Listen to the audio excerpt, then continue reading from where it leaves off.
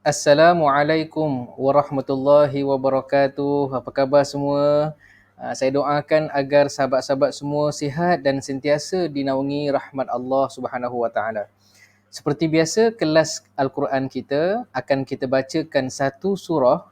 Kita mulakan dengan surah-surah yang pendek dalam juzuk yang ke-30 bagi membincangkan aspek tajwid, aspek hukum tajwid yang ada dalam surah tersebut. Untuk kelas yang pertama ni, kita pilih surah yang berada pada kedudukan yang terakhir, iaitulah surah An-Nas. Sebelum kita belajar tajwid ni, kita nak tahu juga mengapa dalam Al-Quran susunan surah tu tidak seperti susunan kronologi ia diturunkan. Sebab kita belajar yang pertama turunkan surah Al-Alaq, itu pun 5 ayat sahaja kan. Iqra bismi rabbikal ladzi khalaq, khalaqal insana min 'alaq. Lepas surah Al-Alaq, surah yang lain. Lepas tu surah yang lain. Lepas tu surah yang lain. Jadi mengapa surah yang turun awal diletakkan dalam juzuk yang terakhir, juzuk ke-30? Dan mengapa ayat yang terakhir Allah turunkan sebagaimana pandangan ramai ulama, wattaqu yawman turja'una fihi ila Allah. Ayat sebelum ayat hutang dalam muka surat yang kedua, ketiga terakhir surah Al-Baqarah. Cuba buka nanti, kita tengok ayat bawah tu. Jadi pandangan ulama berbeza, tapi pandangan ini antara yang kuat, iaitulah ayat tentang wattaqu yawman turja'una fihi ila Allah ini dikatakan sebagai ayat terakhir turun. Jadi mengapa ayat terakhir duduk dalam surah pertama dalam mushaf, manakala ayat yang pertama turun duduk dalam mushaf sebagai juzuk ataupun bahagian yang terakhir. Jadi sebenarnya susunan ayat, maknanya ayat ini berada dalam surah ini, itu ialah bersifat tauqifi, Allah yang tentukan. Juga sama dengan surah Al-Baqarah yang pertama, kemudian surah Ali Imran yang kedua, sebenarnya Al-Fatihah pertama, Al-Baqarah kedua, Ali Imran ketiga, An-Nisa keempat. Semua ini disusun dan ditentukan oleh Allah Subhanahu wa taala. Bagaimana ia disusun? Ketika Nabi SAW bertadarus bersama Jibril kan, Nabi akan bertadarus bersama dengan malaikat Jibril alaihi salam pada bulan Ramadan. Ketika itulah berlakunya penyusunan peletakan ayat. Jadi bila Nabi baca ayat yang baru tahun itu diturunkan, kata Jibril, di sini, di sini. Subhanallah. Nabi SAW boleh reconstruct, boleh restart apa yang ada dalam ingatan Nabi SAW. Baik. Jadi hari ini kita nak tengok surah yang berada dalam juzuk yang ke-30, juzuk yang paling akhir, surah yang terakhir dalam mushaf, iaitulah surah An-Nas. Mengapa kita mulakan dengan surah An-Nas? Sebab ini surah yang ringkas, yang ramai orang hafal, yang ramai orang jadikan sebagai surah bacaan dalam solat. Jadi kita pergi kepada surah-surah seperti ini. Kalau kita tengok, saya kongsikan di sini surah An-Nas dalam mushaf. Saya galakkan kita belajar guna mushaf tajwid supaya kita ada panduan kod-kod warna yang kita sama-sama boleh faham. Baik, cuba tengok dulu. Dalam mushaf kita tu, tengok betul-betul. Ada warna kan? Ada warna biru, ada warna oranye, ada warna hijau, dan ada warna merah dan sebagainya. Kita nak, bila belajar tajwid ni, suka saya nyatakan, kita tengoklah, kita akan bincangkan dalam kelas saya ni lah. Ada 3 sahaja aspek yang kita nak tengok. Yang pertama sekali, panjang dan pendeknya. Mana tempat yang kita baca 2 harakat dan kenapa. Yang kedua ialah dengung-dengungnya. Dekat mana kita perlu dengungkan bacaan. Kan? Dengung ni dia punya panjang dia 2 harakat, sebab tu kalau tak sampai 2 tu tak sempurna sifat dengung tu.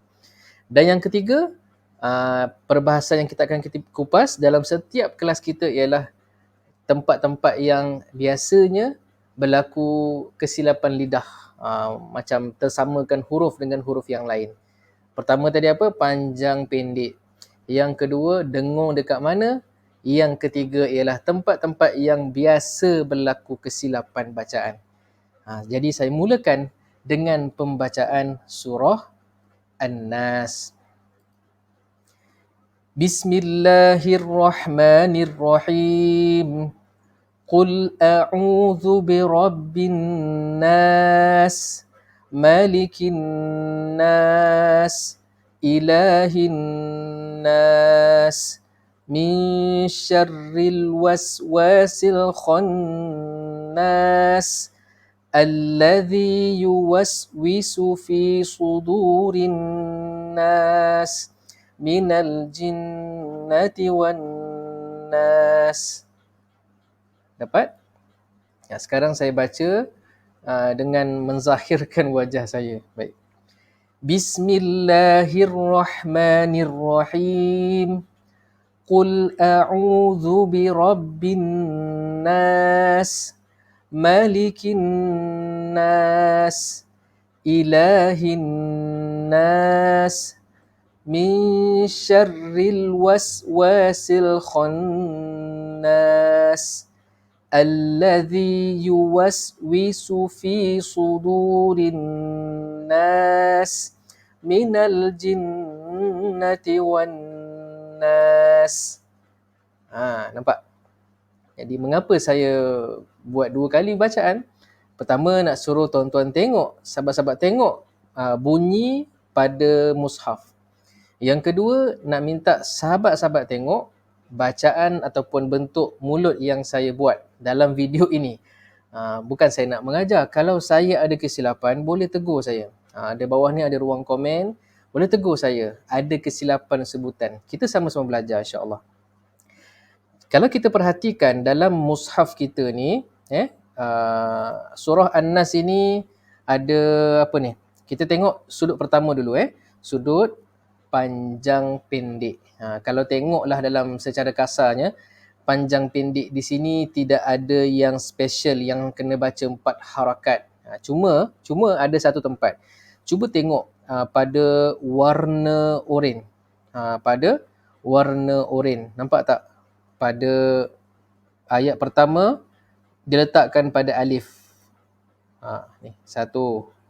Kemudian 2. Kemudian 3. Kemudian 4. Kemudian 5. Kemudian 6. Mengapa? Apa yang kita nak bincang sebenarnya? Baik, dalam Al-Quran kita, setiap kali kita menghabiskan bacaan, maknanya berakhirnya bacaan satu ayat kita. Tak semestinya satu ayat, kita berhenti sebut tu kat mana? Kalau dalam surah An-Nas sebab dia pendek, kita berhenti sebut dekat hujung-hujung lah. Bi Rabbin Nas. Nas tu yang tak akhir kita sebut. Malikin Nas. Nas tu tak akhir kita sebut. Kan? Ilahin Nas. Nas tu tak akhir kita sebut. Waswasil Khannas. Khannas. Nas tu tak akhir kita sebut. Di mana sebutan terakhir kita?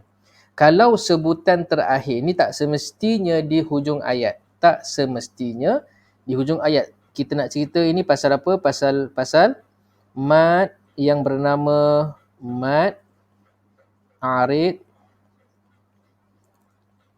lis sukun. Ni nama bahasa, ni nama dia lah. Tapi saya gunakan Saya gunakan Rumi. Kalau Jawi ataupun nama sebenarnya, eloklah kita gunakan Arab. Sebentar ya.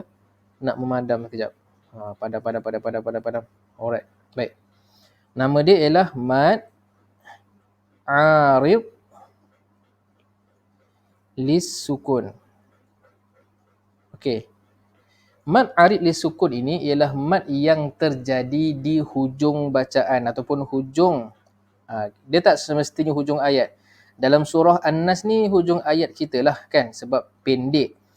Dia boleh je berlaku dekat tengah-tengah, tapi kita nak faham, kita faham dulu mad arid lis sukun ini berlaku di hujung bacaan. Di hujung bacaan kita setiap ayat.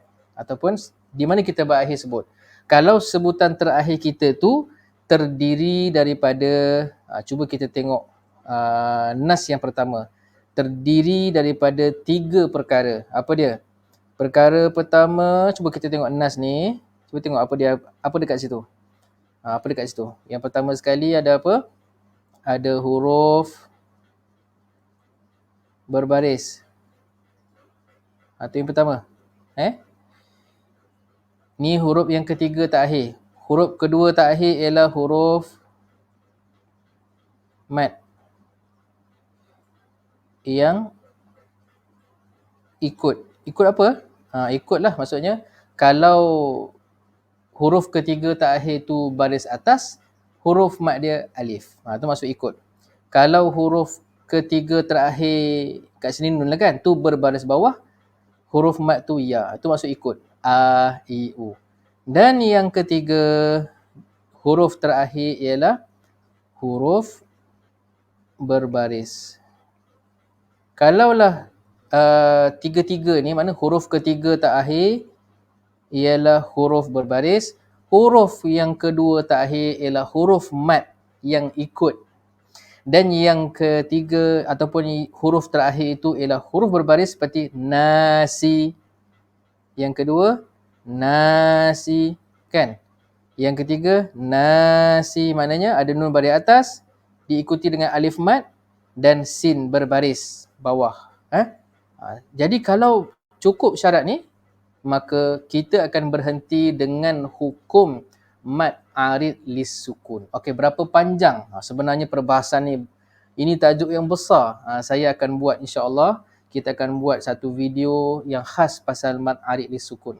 Tapi untuk kita nak belajar ni, kita ambil dulu 3 cara. Dia ada banyak cara. Cara berhenti tu, nas tu bergantung kepada sin. Kalau kat sini sin tu baris bawah ke baris atas kan? Dia tengok baris akhir. Tapi tak apa, kita tak nak pening-pening, kita belajar yang mudah dulu. Kita ambil 3 cara berhenti. Apa dia? Pertama, kita boleh berhenti dengan birabbin nas, 2 harakat. Nas.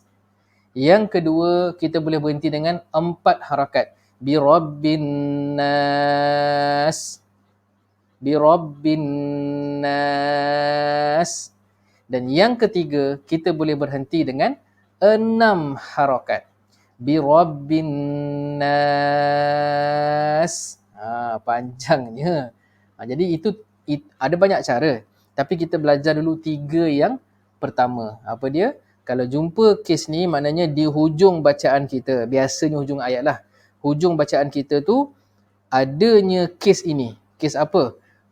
Huruf yang terakhir berbaris, sebelum dia huruf mat. Sebelum huruf mat tu, huruf berbaris juga. Dengan syarat huruf mat dengan huruf sebelum dia tu satu kategori. Maknanya kalau baris atas dia jumpa alif, baris bawah jumpa ya, baris depan jumpa waw. Tapi dalam surah An-Nahl ni semua alif, semua baris atas jumpa alif. Ada contoh lain tak? Ada. Cuba tengok bismillah tu. Bismillahirrahmanirrahim. Bismillahirrahmanirrahim. Kan nampak tak? Sama juga. Kes yang sama sebenarnya. Apa dia? Rahim kan? Saya tulis kat bawah Rahim. Rahim. Apa dia? Huruf tak akhir baris kan? Huruf kedua huruf mat. Ya. Huruf yang sebelum huruf mat tu huruf berbaris yang sama kategori. Bawah dengan ya. Kalau baris atas dia mesti jumpa alif. Baris bawah mesti jumpa ya. Baris depan jumpa waw. Itu maksud sama kategori. Jadi kalau jumpa seperti ini, maka kita sebenarnya membacakan bacaan hukum mad arid lis sukun. Panjang pula. Tak apalah, kita nak belajar. Jadi kita boleh berhenti dengan yang ke-6 ayat ni. An-nas, an-nas, khannas, khannas, an-nas.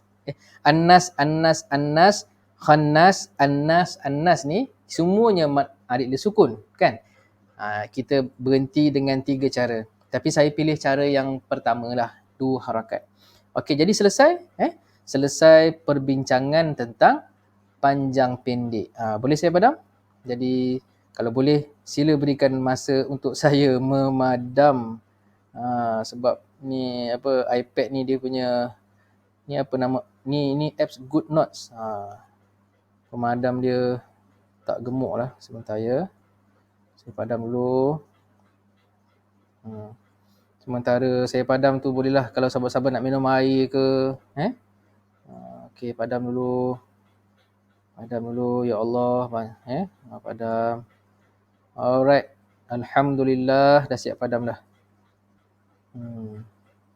Dah siap padam. Okey. Dah siap padam. Sekarang kita nak tengok perbahasan kedua iaitu dengung. Jangan risau. Dalam mazhab Allahumma salli ala sayyidina Muhammad. Dalam mushaf kita tajwid ni tak perlu kita pening-pening sebab semua tempat dengung dia akan warnakan dengan warna hijau. Jangan risau, tengok je. Kalau warna hijau tu dengung lah tu. Saya tak pastilah kalau mushaf lain tu lain, tapi mushaf saya ni dia akan tanda dengung dengan warna hijau. Okey, baik, cuba tengok. Di manakah dengung dalam surah An-Nas? Tengok ni hijau. 1, 2, 3, 4. Sabar. Saya betulkan. 4, 5, 6, 7, 8. 8 tempat dengung dalam surah An-Nas. Pertama pada ayat pertama Birabbin Nas. Yang kedua Malikin Nas, pada An-Nas. Yang ketiga Ilahin Nas. Yang keempat min syarril sampai yang keempat min syarril. Yang kelima Khannas. Yang keenam Rinnas. Yang ketujuh Jinnati. Yang ke-8 Wannas. 8 tempat dengung. Jadi bila kita baca surah An-Nas ni, kita kena pastikan kita dengung 8 kali. Kalau tak cukup 8, maknanya ada tertinggal lah tu. Ada tertinggal dengung. Dengung ni apa? Dengung ni ialah bunyi daripada suara kita tu, kan? Angin dia lalu dekat hidung. Dengung ni bila mana satu bacaan tu, bila kita cakap, dia perut kita keluarkan suara bersama dengan angin. Bukan angin tu, bersama dengan angin. Jadi saya buat contoh. Okey, bila sebut tu, kita sebenarnya keluarkan angin semua dekat mulut. Apa buktinya? Tutup hidung bunyi dia sama. Maknanya angin keluar dekat mulut. Mulut kita ni kalau kita potong tepi, dia bersambung dengan saluran hidung. Jadi kalau kita keluarkan suara yang mana anginnya tu lalu kat hidung, itu ialah satu huruf yang ada sifat dengung. Antaranya huruf nun dengan mim. Cuba saya sebut. Na. Sekarang ni saya keluar kat mulut, tapi angin kat mana? Ada tak lalu dekat hidung? Kena test lah tutup hidung. Na. Kalau sengau tu maknanya angin dia memang nak lalu kat hidung. Bila kita tutup, dia tak lepas, bunyi dia pelik. Apa lagi? Ma. Huruf mim Ma ni kalau tak tutup hidung, tutup. Ma. Bila sengau tu maksudnya laluan angin telah disekat. Oleh itu, huruf-huruf dengung ni, dia bila disebut, dia akan melalui rongga hidung. Jadi apa itu dengung? Dengung ialah menyebut huruf yang mana sebutan tadi tu akan lalu dekat hidung. Atau bahasa mudahnya bergetar dalam hidung tu. Jadi huruf dengung ni panjang juga. Kita kena ada tajuk khas. Tapi kita nak mudah, dalam Quran kita yang tengah kita bincang ni, kalau dua huruf. Nun dan mim. Nun dan mim. Dengung pun pasal dua huruf ni je. Kalau ada mim, kalau ada nun, mesti ada soalan pasal dengung. Mesti ada tajuk dengung. Jadi dalam kes An-Nas ni ialah nun dan mim. Dia kalau nun dan mim tu ada sabdu, memang pasti-pasti dah dia tu akan bersifat dengung. Dia panggil wajib dengung. Kalau nun dan mim ada sabdu, dia wajib dengung. Nama Arab dia ialah wajibul gunnah. Wajibul gunnah. Tak keluar. Lupa. Wajibul gunnah. Wajib al-gunnah. Wajibul gunnah. Wajibul gunnah. Allahumma salli ala sayyidina. Okey, faham. Maknanya, jadi kat mana? Tengoklah dalam kita punya mushaf yang hijau tu. Semuanya nun yang saya bulat tu. Yang saya bulat tu ialah nun-nun yang dengungnya dalam kategori wajibul gunnah. Kenapa wajib? Sebab nun dan mim kalau ada sabdu atas tu, confirm memang kita wajib dengungkan dua harakat. Binnas, kinnas, hinnas. Tapi kenapa pula yang ayat keempat tu, min syarril tu saya petak pula? Kenapalah saya tidak membulatkan dia? Kerana dia dengung, tetapi dia dengung tu kategori lain. Kategori lain. Kategori apa? Ini dengung hukum ikhfa. Ikhfa hakiki. Apa itu ikhfa hakiki? Dengungnya nun kerana berjumpa dengan 15 huruf. Yang mana 15 huruf ini termasuklah shin. Ikhfa hakiki ni bunyi dia macam mana? Bunyi dia antara izhar dengan idgham. Antara masuk terus dengan langsung tak masuk. Apa maksud langsung tak masuk? Nun mati tu bunyi dia terang. Min syarril. Apa maksud masuk terus ataupun idgham? Masuk terus. Misyarril. Jadi dia bukan min syarril dan bukan misyarril. Di tengah-tengah. Itulah ikhfa. Special ikhfa ni. Ikhfa ni dia bukan ikhfa ni dia bukan izhar.